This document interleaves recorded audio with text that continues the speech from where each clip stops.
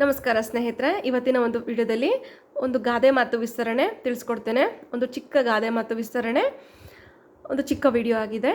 ಉಪ್ಪಿಗಿಂತ ರುಚಿ ಇಲ್ಲ, ತಾಯಿಗಿಂತ ಬಂಧುವಿಲ್ಲ. ಈ ಗಾದೆ ಮಾತು ತಮ್ಮೆಲ್ಲರಿಗೂ ತಿಳಿದಿದೆ. ಗಾದೆಗಳು ಹಿಂದಿನ ಕಾಲದ ಹಿರಿಯರ ಅನುಭವದ ಮಾತುಗಳು ಈಗ ಗಾದೆಗಳಾಗಿ ರೂಪುಗೊಂಡಿವೆ. ಗಾದೆಗಳು ವೇದಗಳಿಗೆ ಸಮಾನವಾಗಿದೆ. ಹಿರಿಯರ ಅನುಭವದ ವಾಕ್ಯಗಳೇ ಗಾದೆಗಳಾಗಿವೆ. ಇದು ಅದ್ಭುತವಾದ ಜನಪ್ರಿಯ ಮನೆಯ ಮಾತಾಗಿದ್ದು ತಾಯಿಯ ಮಹತ್ವವನ್ನು ತಿಳಿಸುತ್ತದೆ. ಈ ಗಾದೆ ಮತ್ತು ತಾಯಿಯ ಮಹತ್ವವನ್ನು ತಿಳಿಸುವಂಥದ್ದು.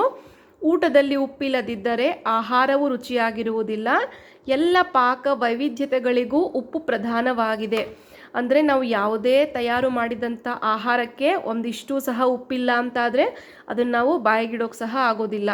ಉಪ್ಪಿಲ್ಲದಿದ್ದರೆ ಊಟವು ಯಾವ ರೀತಿ ರುಚಿಯಾಗಿರುವುದಿಲ್ಲವೋ ಹಾಗೆ ತಾಯಿಯೂ ಕೂಡ ಉಪ್ಪು ಇಲ್ಲದಿದ್ದರೆ ಊಟ ಹೇಗೆ ರುಚಿಯಾಗಿರುವುದಿಲ್ಲವೋ ಅದೇ ರೀತಿ ತಾಯಿಯು ನೀಡುವ ಪ್ರೀತಿಯನ್ನು ಅವಳು ಬಿಟ್ಟರೆ ಮತ್ತಾರೂ ನೀಡುವುದಿಲ್ಲ. ತಾಯಿ ಪ್ರೀತಿ ತಾಯಿಗೆ ಗೊತ್ತು. ತಾಯಿ ಕೊಡುವಂಥ ಪ್ರೀತಿ ಬೇರೆ ಯಾರೂ ಕೊಡಲಿಕ್ಕೆ ಸಾಧ್ಯ ಇಲ್ಲ.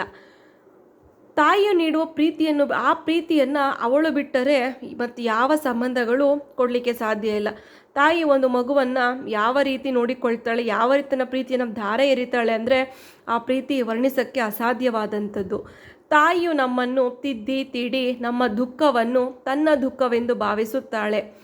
ನಮ್ಮ ಸುಖದಲ್ಲಿ ತನ್ನ ಸುಖವನ್ನು ಕಾಣುವಳು. ಹಾಗೆಯೇ ಮನೆಯಲ್ಲಿ ತಂದೆ, ಅಣ್ಣ, ಅಕ್ಕ, ತಂಗಿ, ಮಾವ, ಅತ್ತೆ, ನಾನಾ ರೀತಿಯ ಬಂಧುಗಳಿದ್ದರೂ ತಾಯಿಯಷ್ಟು ಮಿಗಿಲಾದ ಬಂಧು ಇವರು ಯಾರೂ ಆಗಲು ಅಸಾಧ್ಯ.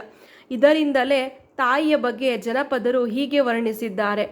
ಅಂದರೆ ತಾಯಿ ಇಲ್ಲದ ಮನೆ ಯಾವುದೇ ಕಾರಣಕ್ಕೂ ವರ್ಣಿಸೋದಕ್ಕೆ ಸಾಧ್ಯನೇ ಇಲ್ಲ, ಕಲ್ಪನೆ ಮಾಡ್ಕೊಳ್ಳೋದಕ್ಕೂ ಆಗೋದಿಲ್ಲ.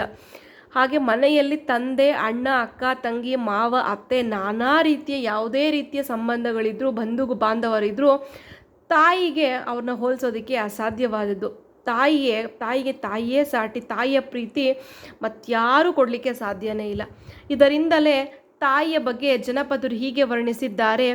ಯಾರೇ ಆದರೂ ಹೆತ್ತ ತಾಯಂತೆ ಆದಾರೋ, 1000 ಸೌದೆ ಒಲೆಯಲ್ಲಿ ಉರಿದಾರು ದೀವಿಯಂತ ಬೆಳಕುಂಟೆ.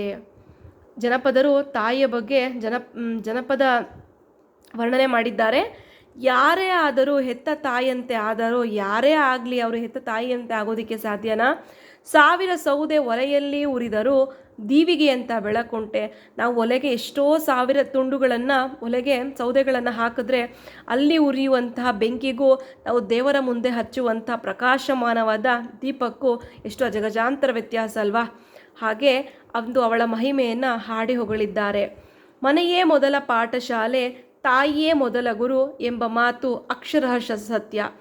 ಹಾಗೆ ಹೆತ್ತ ತಾಯಿ ಕಣ್ಣಿಗೆ ಕಾಣುವ ದೇವರು, ಅಮೂಲ್ಯ ಆಸ್ತಿ.